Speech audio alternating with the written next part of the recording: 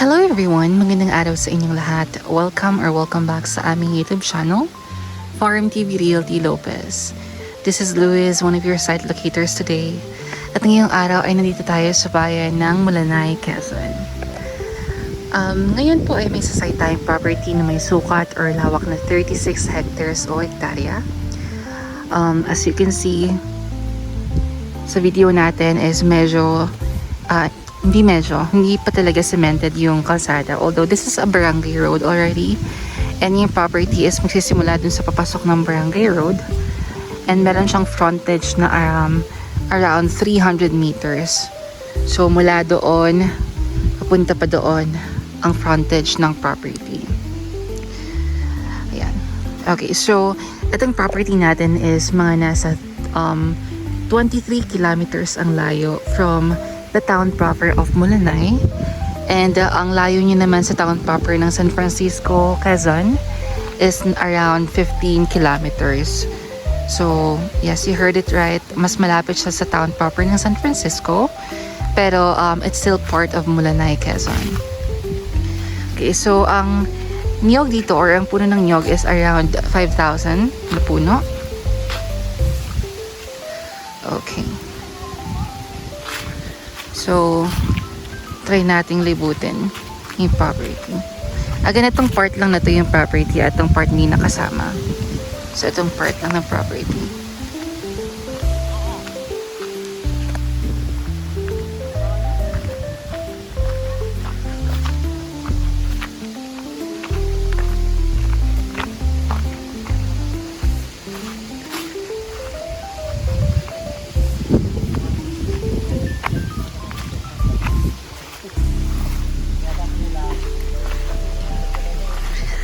I don't know what they were talking about. But okay. Meron din ditong tubigan. Meron mga puno ng mangga, dalandan yata or dalanghita. Puno ng sampalok. Ano mga hardwood dito, Mel? Gemelina.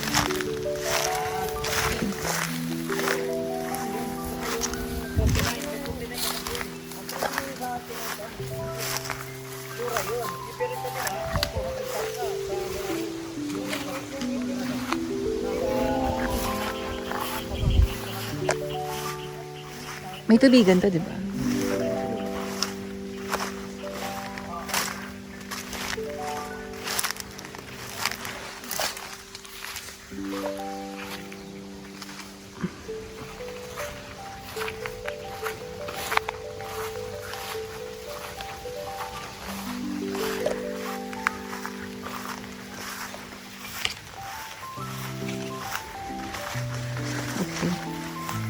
And so right now medyo makipot. I mean, hindi makipot. Nataas yung damo. But as you can see, ayan yung mga puno ng niyog. And umuulan na rin ngayon. Okay.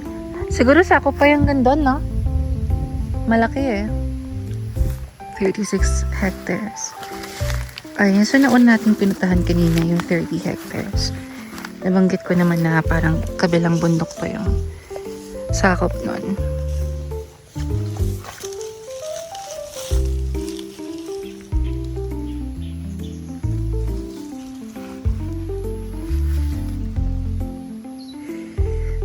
Paano kaya makikita yun?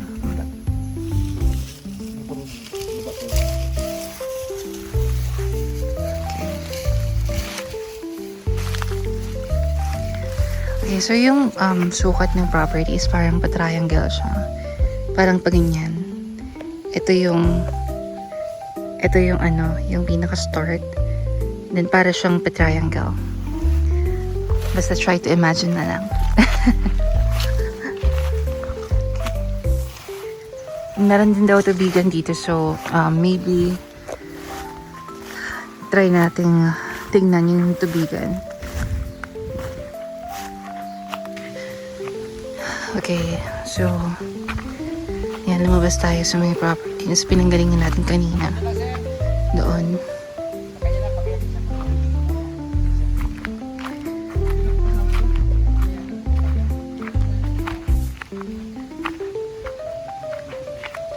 So, parang ito yung pinaka-boundary, no?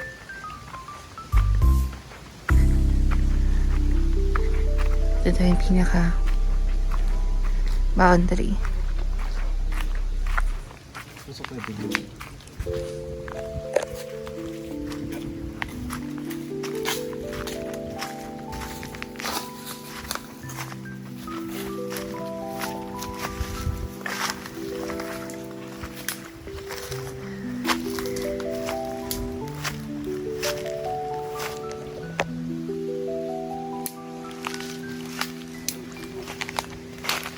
Taas yung ano.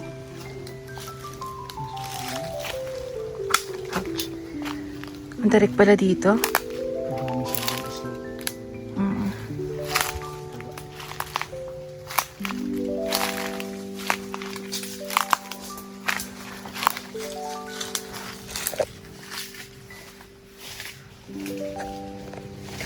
Slope ng property.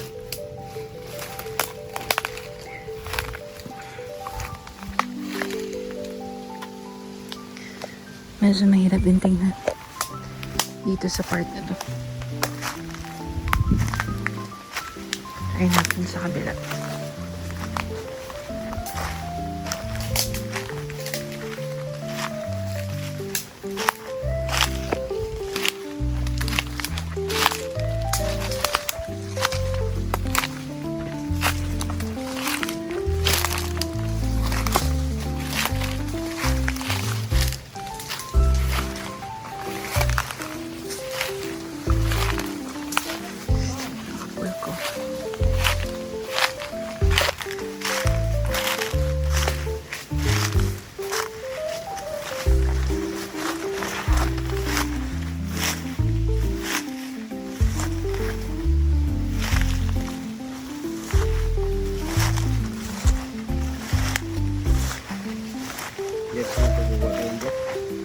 Malayo pa.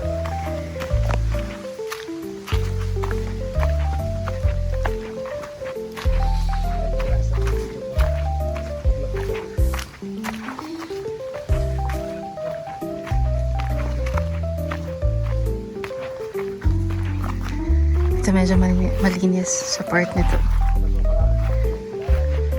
Although may pagka-slopey talaga siya.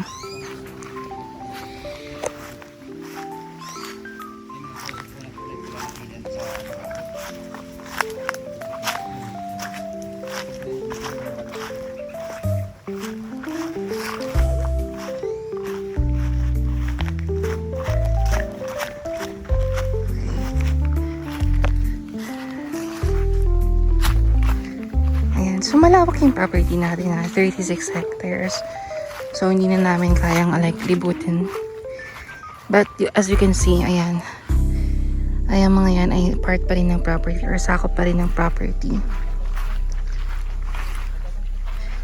Medyo matataas lang talaga yung damo ngayon. Unlike dun sa kanina nating pinuntahan na property yung 30 hectares. Medyo malinis yung property. Pero dito mas matataas yung damo, so medyo mahirap siyang libutin.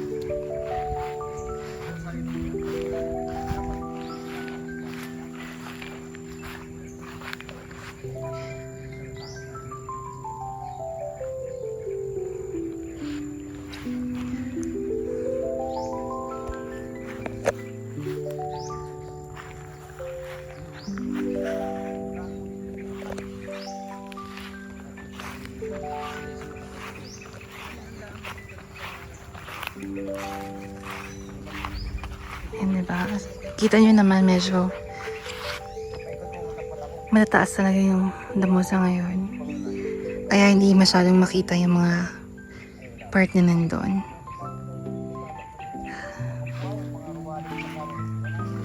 Okay. So anyway, again, thank you so much sa patuloy na panonood ng aming mga vlogs. If you have any questions, inquiries, huwag kayong mahiyang tumawag or mag-text sa mga numero na nasa itaas. Okay, again, this is Louis, one of your site locators today. Thank you so much and see you on our next vlogs. Bye!